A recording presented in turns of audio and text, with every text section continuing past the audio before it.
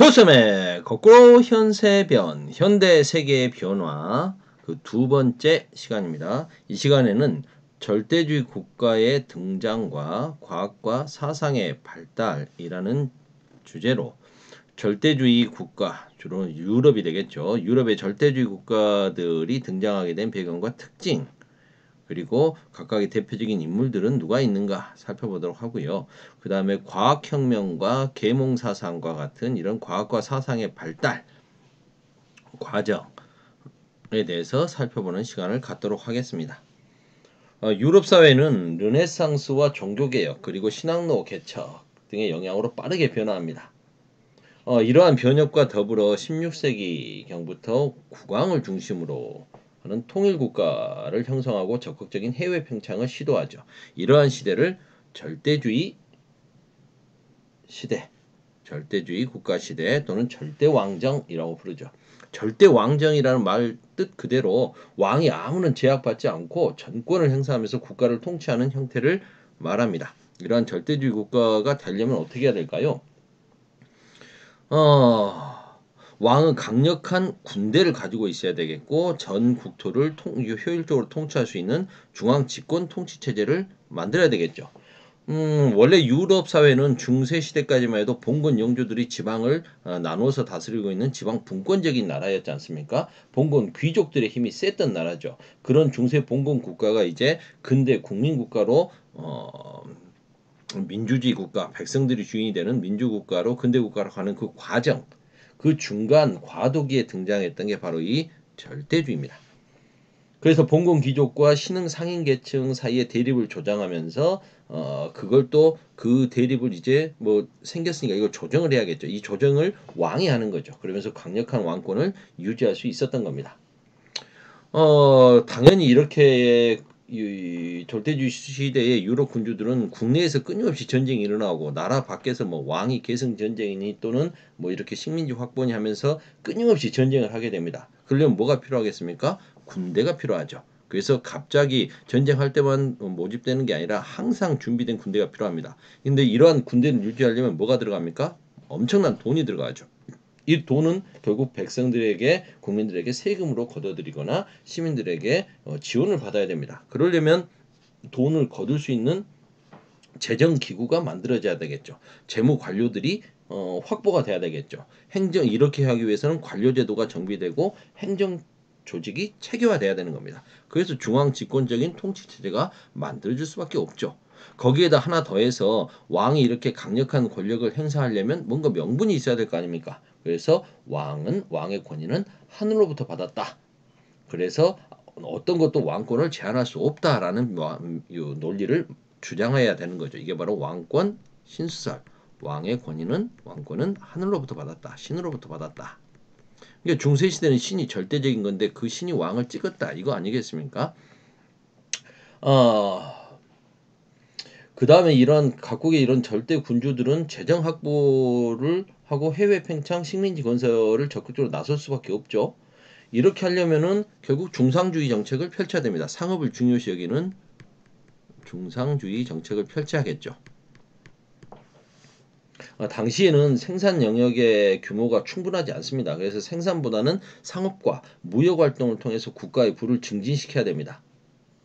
각 나라는 다른 나라보다 이런 부분에서 확실하게 우위를 차지하려면 어떻게 될까요? 국내 시장은 보호하고 국외 시장의 판매를 확대하려고 할 수밖에 없으니 중상주의 정책을 펼칠 수밖에 없는 거죠. 그러려면 중상주의 정책 펼치려면 수출하는 세금을 좀 낮추고 수출 장려금 적극적으로 줘야 되고 반대로 수입을 금지하거나 억제하기 위해서 높은 관세를 부과해야 됩니다. 그래서 국내 산업을 보호해야 되는 거죠. 보호무역을 할 수밖에 없는 거죠. 그리고 이제 새로운 시장도 필요할 테고 원료 공급처도 필요하니까 영토를 계속 또 확대시켜 가야 될 겁니다. 그럼 영토를 확장하려면 주변 나라들의 왕위 계승 다툼에 개입을 해야 되는 거죠. 아니 왜 다른 나라 왕위 계승하는데 지가 왜 끼어들어? 이건 이제 유럽 사회의 특징을 봐야 되는데요. 서로 다 왕실끼리 결혼을 통해서 혼인 관계가 형성돼 있는 겁니다. 여러분들 나중에 사진 보면 독일하고 그 영국의 왕 이렇게 얼굴들 독일하고 러시아 왕하고 이렇게 얼굴 비교해 보면 사진이 굉장히 흡사해요. 실제로 친척간이에요. 그리고 합스부르크 가문 같은 경우에 보면 혼인을 통해서 계속 세력을 확대시켰다 보니까 이 사람들은 또 자신들만의 특징적인 유전병, 그 주걱턱 같은 이런 유전병적인 모습들도 뭐 보여주는 것도 있고요. 하여튼 이렇게 왕위 계승 다툼에 개입하게 되고 식민지 쟁탈전에 참여하게 됐던 겁니다. 그럼 대표적인 절대 왕정의 나라와 왕들에 대해서 살펴보도록 합시다. 먼저 대표적인 게 스페인, 에스파냐겠죠. 에스파냐는 아메리카의 어마어마한 식민지를 갖고 있죠. 그래서 아메리카에서 들어오는 막대한 귀금속을 바탕으로 금과 은을 바탕으로 신대륙, 지중해, 네덜란드까지 식민지를 거느리고 있는 대제국이었습니다. 원래 그 전까지 주로 이렇게 대서양 무역이 아니라 그 지중해 무역을 할 때 그 중심지였던 나라는 그 핵심이었던 나라는 오스만 투르크죠. 근데 이 오스만 투르크와 지중해의 제해권을 놓고 이 스페인을 중심으로 한 부대가 승리하게 됩니다. 레판토 해전에서 승리하게 된 거죠. 레판토 해전에서 승리하면서 지중해 무역권을 장악하게 됩니다. 레판토 해전이니까 레판토가 어딘가 뭐 잘 모르실 수 있을 텐데 선생님이 빠르게 뭐 필요한 부분만 좀 그려볼게요. 여기가 어딘지 알겠죠? 장화 모양이 있는데 여기가 바로 거기 아닙니까? 요 이탈리아. 그리고 여기 그리스 보면은 여러분들 그리스 반도가 이렇게 내려오다가 보면 펠로폰네소스 반도가 뭐 이렇게 막 있죠. 이렇게 있지 않습니까? 크림 반도 있고 이렇게 가고 이렇게 막 있죠. 레판토라고 하는 지역이 어디 레판토 해전이 일어났던 레판토가 여기에서 이 펠로폰네소스 반도로 들어가는 요쪽 어디 됩니다. 이 근처죠. 이 레판토 해전에서 승리함으로써 오스만 제국, 오스만 투르크의 지중해 무역 주도권을 이제 가져오게 되는 겁니다. 이게 이렇게 이제 승리를 했고요. 아메리카 식민지를 많이 갖고 있었으니까 이 여기에서 또 엄청난 돈을 벌 수 있었죠. 그런데 이 에스파냐의 문제점은 국내 산업을 이걸 육성해서 지속적으로 계속해서 그 지위를 유지할 수 있어야 되는데 국내 산업 육성엔 관심이 적었다는 겁니다. 그래서 들어오는 막대한 돈을 전쟁 비용이라든가 사치 등에 써버렸죠. 그리고 카톨릭 강요 정책, 에스파냐라든가 포르투갈 그리고 프랑스 대표적인 유럽의 그 카톨릭 국가 아닙니까? 카톨릭을 강요하다 보니까 자신들이 식민지를 두고 있었던 네덜란드 사람들은 대부분이 신교도인데 이 사람들이 이거 안 되겠다 해서 독립하려고 추진해 버리는 거죠. 그래서 네덜란드가 파란색으로 네덜란드 독립전쟁을 통해서 결국 스페인으로부터 에스파냐로부터 독립하게 됩니다. 분리 독립하게 되는 거죠. 그렇다면 상공인 계층들이 주로 신교도인데 칼뱅이 그 예정서를 믿는 거 아닙니까? 근데 이 사람들에게 그 카톨릭을 강요하니까 이 사람들과의 갈등으로 이들이 떠나버렸다는 말은 상공업이 지속적으로 발전할 수 있는 기회를 놓쳤다라는 걸 알 수가 있죠. 영국 같은 경우에는 엘리자베스 1세가 대표적인 절대군주 아니겠습니까? 헨리 8세 때 만들어졌던 영국 국교회는 처음에 만들어질 때는 체계나 이런 것들이 아직 좀 정비가 덜 됐겠죠. 이런 부분을 이제 확실하게 확립한 임금이 바로 엘리자베스 1세. 그럼 화폐를 통일하고 그 다음에 중상주의 정책을 추진하고 모직물 공업을 육성합니다. 그리고 에스파냐의 무적함대. 여러분들 해가 지지 않는 제국의 첫 번째는 스페인, 에스파냐 아니었습니까? 그 무적함대를 격파하면서 이제 새롭게 유럽의 강자가 됐던 게 영국 해상 왕국이 됐던 게 해상에서의 절대적인 권력을 행사하게 됩니다. 그리고 이제 동인도 회사를 만들어서 회사를 만들고 지원해 줌으로써 아시아 무역, 아시아 무역을 좀 확장시켜 더 새롭게 진출하려고 했던 임금이 엘리자베스 1세. 그다음 프랑스. 프랑스에서는 루이 14세가 대표적인 인물이죠. 이 사람은 이제 귀족들의 반란을 진압하면서 이 귀족들이 지방 세력들을 좀 견제하려면 내가 절대적인 왕권을 가져야겠다는 생각들을 좀 가졌던 것 같아요. 그래서 왕권 신수설을 신봉하면서 자신을 태양 왕이라고 불렀죠. 그리고 파리 인근의 베르사유 궁전을 엄청나게 크게 짓고 귀족들 여기 와서 살게 하는 겁니다. 자기가 앞에 두고 뭐 하겠다는 거죠. 그래서 그 사람들에게 다양한 관직을 만들어 줘야 되겠죠. 관료 제도를 발전시키고 그리고 콜베르라고 하는 아주 유능한 관료를 재무장관을 등용시킵니다. 이 사람이 이제 쉽게 말해서 루이 14세 때 전성기를 구가할 수 있는 루이 14세가 절대 왕권을 행사할 수 있었던 재정적인 지원을 시스템을 만들어준 사람이라고 볼 수 있을 텐데요. 이 콜베르를 등용해서 강력한 중상주의 정책을 펼치죠. 그런데 이렇게 무리한 전쟁을 계속하면서 국고를 좀 낭비한 만성적인 재정난에 허덕이게 됐던 부분도 있고 그리고 가장 결정적으로 루이 14세가 잘못한 것은 낭트 칙령을 폐지합니다. 낭트 칙령이란 건 뭐냐? 위그노 전쟁. 위그노는 그러면 뭐냐? 위그노라고 하는 존재들은 프랑스 내 신교도들입니다. 카톨릭이 다수인 프랑스 내에서도 신교도들이 있었거든요. 근데 이 사람들이 주로 상공업자들입니다. 근데 요 낭트 칙령이라는 걸 통해서 위그노들과 구교도와 신교도의 그 화해를 한 거죠. 그래서 종교의 자유를 인정해 줬었는데 낭트 칙령을 폐지했단 말은 위그노들의 종교의 자유를 인정하지 않겠다는 거. 그래서 이 사람들이 프랑스를 떠나게 되는 겁니다. 그럼 어떻게 되겠어요? 상공업 종사하던 위그노들이 프랑스를 떠나게 되니까 프랑스의 국내 산업은 침체되게 됐던 거죠. 산업이 침체됐다는 말은 돈벌이가 안 된다는 건데 무리하게 대외 전쟁까지 많이 하게 되면 더더욱 재정난에 허덕일 수밖에 없었던 거 아닐까요? 그다음 러시아는 표트르 대제 때 이제 표트르 대제가 대표적인 절대 군주라고 할 수 있을 텐데요. 여기는 오랫동안 후진성을 벗어나지 못했던 나라 아니었습니까? 땅덩어리는 큰데 농노제도를 비롯해가지고 후진적인 제도들 그리고 여전히 그 대토지를 가지고 있는 귀족들이 통치하고 있었던 나라였습니다. 모든 게 좀 후진적인 시스템이었는데 이 표트르 대제는 자신의 신분을 속이고 유럽 여러 나라들을 돌면서 자기가 직접 견학을 통해서 목격을 하죠. 이러면서 서유럽의 네덜란드와 영국 등의 발달된 문화를 가져와야겠구나라는 생각을 하게 됐던 겁니다. 그래서 이러한 문화와 제도를 수용하고 그리고 사방으로 영토 확장을 꾀하죠.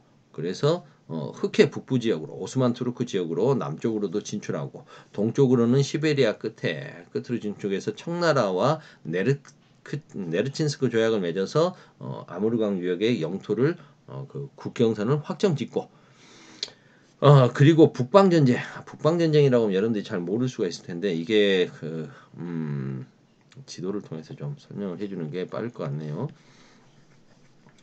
북방이라고 하면 북유럽 이야기겠죠. 북유럽의 당시 그 절대적인 그 강자, 북유럽의 절대 강자는 스페인이었습니다. 군사 강국은 스페인이죠. 스칸디나비아 반도가 이렇게 있으면 스페인이라면 여기 덴마크가 있고 이렇게 해서 이제 프랑스로 가고 여기가 뭐 영국이 이렇게 있지 않습니까? 모스크바가 이렇게 있고 그러면 당시에 북방의 발음이 왜 이렇게 꼬이노? 강대국은 스웨덴입니다. 스웨덴이 북방의 강국이죠. 여기가 발트해잖아요. 여기가 발트해. 이 발트의 패권은 스웨덴이 차지하고 있었던 거죠. 근데 이 스웨덴이 너무 세지는 것을 좀 견제하는 심리가 있었던 나라들이 예를 들어 덴마크, 뭐 그다음에 이제 뭐 프로이센, 폴란드 이런 나라들이 있겠죠. 그리고 러시아.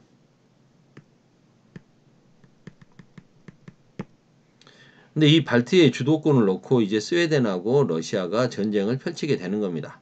그래서 스웨덴의 군대가 폴란드는 이제 러시아 믿고 스웨덴하고 좀 스웨덴한테 개겼다가 공격을 당해서 이제 러시아가 도와주게 되는 거죠. 뭐 처음 전투는 러시아가 박살이 났었습니다. 그래서 스웨덴이 뭐 가볍게 승리할 수 있을 거라고 생각을 했던 거죠. 그런데 이제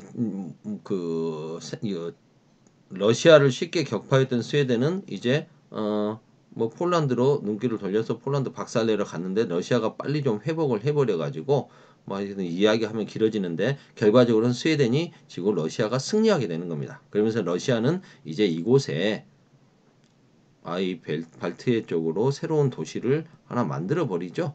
그게 바로 여기다 써야겠네요. 그래서 발트해로 진출하고 상트 페테르부르크를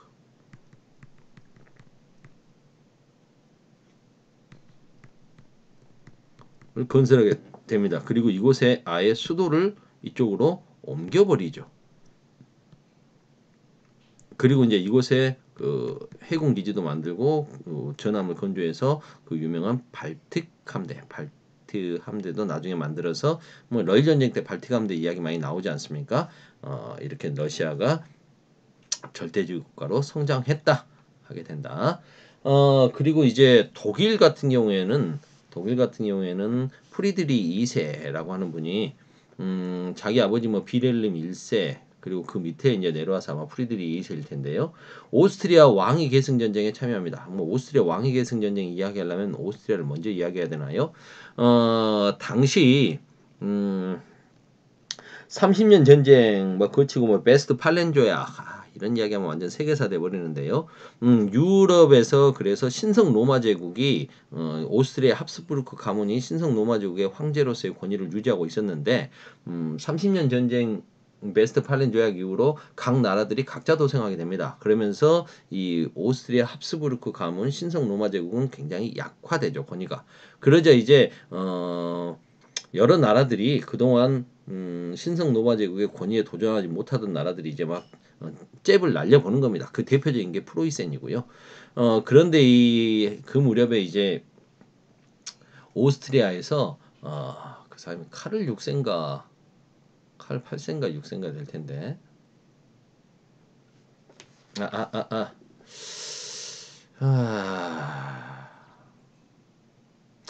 하여튼 뭐 그 딸이었던 마리아 테레지아가 이제 왕이 오는 게 아니라 이제 마리아 테레지아가 왕이 돼야 되는데 어, 여자가 무슨 왕이냐라고 하면서 그 오스트리아의 바이에른, 작센 뭐 여러 지역의 그 영주들이 있지 않습니까? 그 사람들이 자기들이 이제 왕이 되겠다고 나선 사람들이 있었던 겁니다.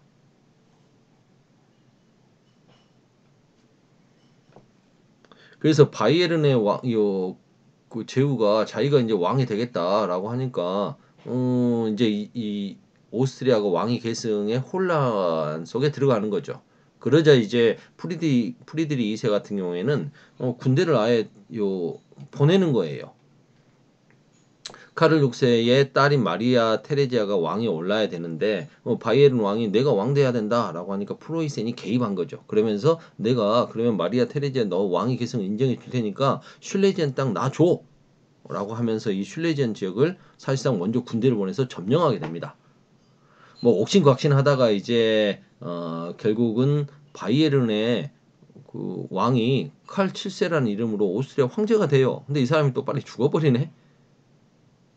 그래서 마리아 테레지에가 처음엔 패배한 것 같았지만 이 여자의 남편 프란츠 1세가 왕이 오르면서 이제 다시 좀 정리가 되는 거죠.